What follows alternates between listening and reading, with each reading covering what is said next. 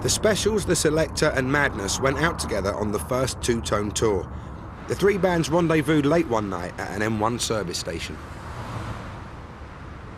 We met the rest of the two-tone tour at the Blue Ball services. We got our own little bus up to meet them. By the time we got there were loads of coppers and there was chaos all over the streets. And rightly or wrongly, I think Lee Thompson, our saxophone player, Neville Staples and Brad all got nicked for something or other. Basta. He sold the heat. I can almost see that it was because this mixture of kids, a lot of black kids and white kids, it all seemed a bit sort of dangerous, which is what it was, really. For the coppers, you know, I could imagine now, looking back in those grey, black and white old days. But yeah, it sort of added to the whole excitement and bonding process of us setting off on this tour.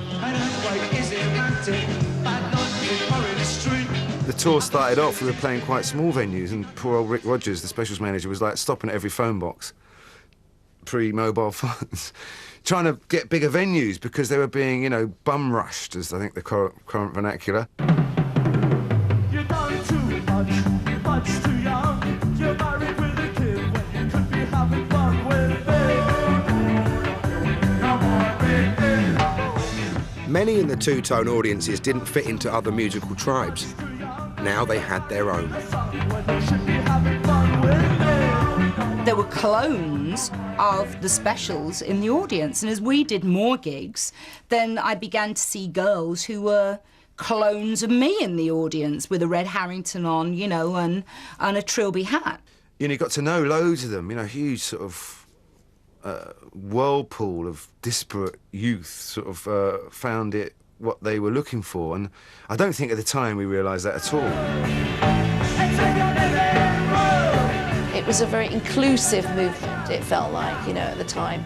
It was the sight of black and white young men on stage performing music that harked back to a black history, to a black musical tradition, and combining it with quite political lyrics that reflected contemporary Britain and reflected the Thatcher's Britain that we were part of, that sense of no future, that sense of you're all on the scrap heap if you're not part of the whole Tory movement at that time. Yeah, I mean, I think a lot of people encounter two-tone and discover in it a sense of belonging, and that doesn't surprise me because it's part of affirming a big shift in the way that British culture operates. It was unique, and in fact I probably haven't felt anything like it in a funny kind of way since, because it was actually me for the first time choosing to be part of something as opposed to choosing to be outside of everything else. It made the encounter between black and white young people an ordinary feature of life. It liberated those encounters from the kind of weight they were made to bear. One such encounter happened one night after a two-tone concert.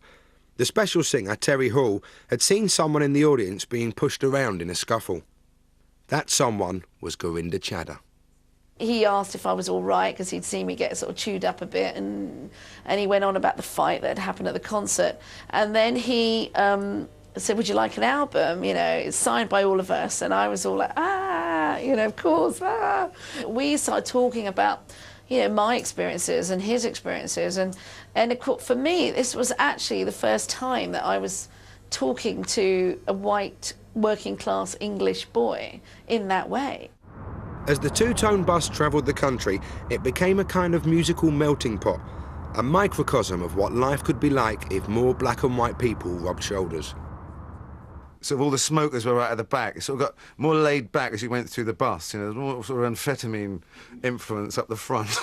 The chatting and shouting, sticking your arse out the window gang, i.e. madness.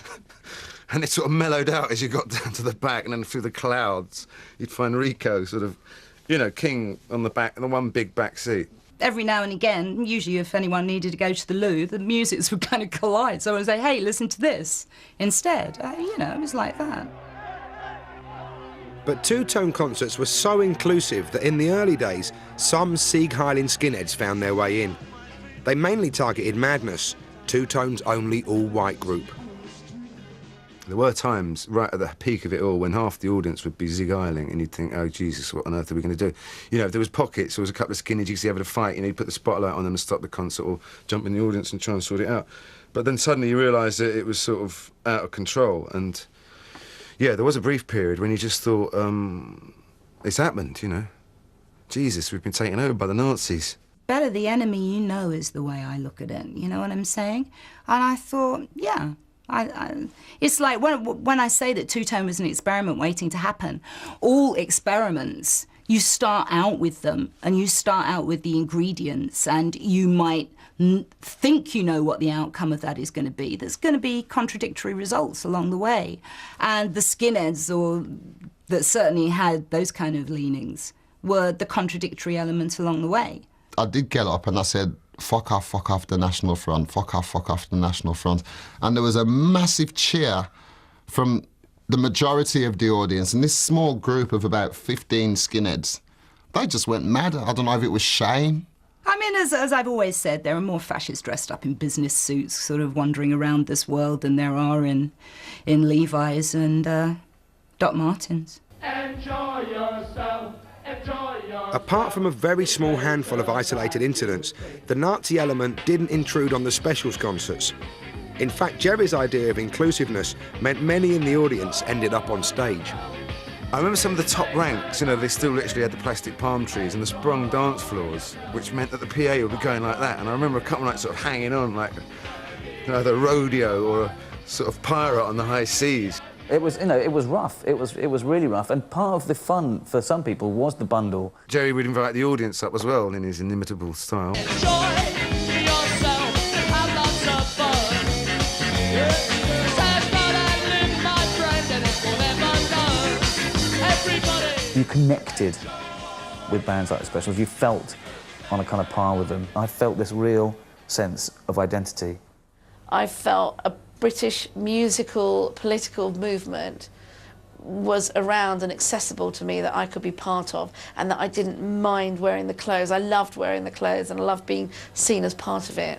You often hear people go rave and rave about why they like certain artists, but this band had #1 hit singles.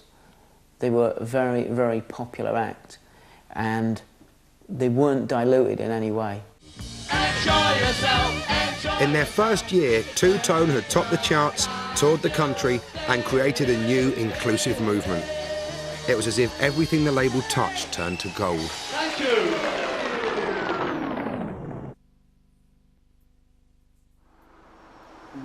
Enjoy yourself.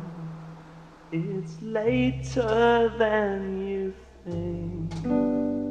Enjoy yourself while you're still in the pain. The years go by as quickly as you wink. 25 years after the Two-Tone Times, Jerry Dammer's suit is in the Victoria and Albert Museum, celebrating the history of black British style.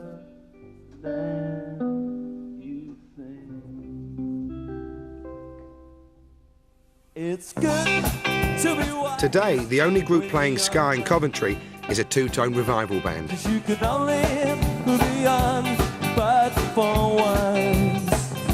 We were 12 when the Special split up. I think we realised how important it was, especially how important the Coventry thing was when we became older, you know, and now being part of the, well, playing in Special Brew and everything, it means so much because we're from Coventry.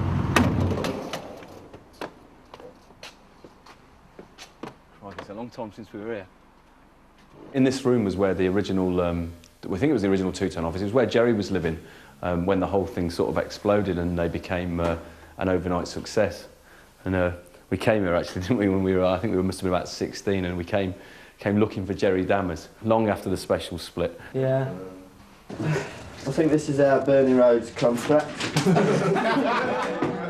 No, we've got loads of contracts actually. Two-Tone's strengths were also its weaknesses. Cheerful idealism and a do-it-yourself aesthetic had helped propel Two-Tone to success. What else have we got? Oh, this is our A&R department. These are the tapes that people send us. As you see, we've been